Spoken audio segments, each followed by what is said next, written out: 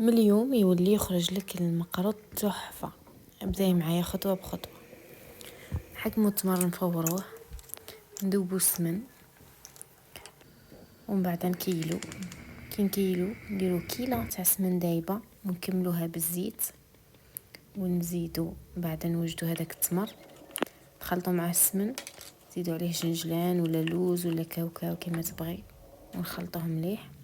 نزيدو مغرفة تاع قرفة باش نسموه. كاين اللي يديروا كبابه، كاين اللي يزيدوا لها اي حاجه من المكسرات تكون تعجبهم.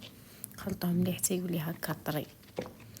ومن بعد نروحوا للسميد، نحكموا 4 كيلو تاع سميد متوسط، رشه تاع ملح، 2 مغارف تاع سكر، ونزيدوها لهذاك السمن اللي يكون بارد، نبسوها مليح مليح.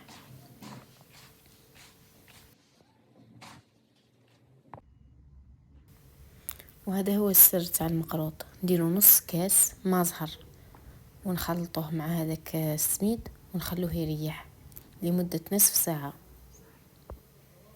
كي يكون يريح هذاك المقروط، احنا نمشيو نوجدو هذاك التمر ونشكلوه هكا حرابيش ونحطوه على جهة.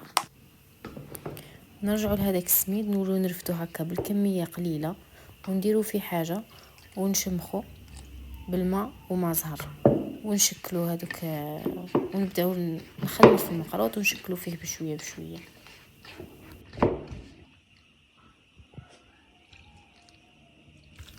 تكوني تشمخي شمخي غير بشويه، ما تكبيش على ضربه، كل سميد وشحال يشرب.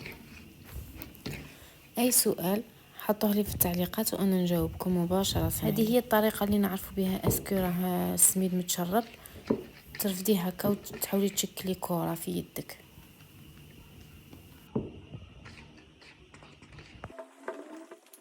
هنا في سطح تاع عامل تبداي تشكلي في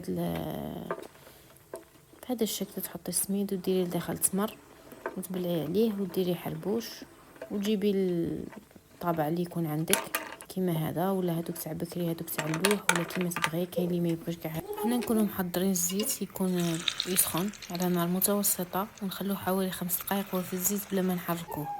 ومن بعد كي نشوفوه تحمر نديروه في العسل مباشره. العسل دفوه شويه خاطر راه البرد.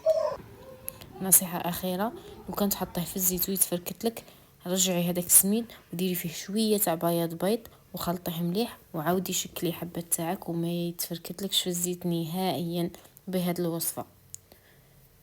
ومع السلامة، ان شاء الله كاع تجربوه ويخرج لكم.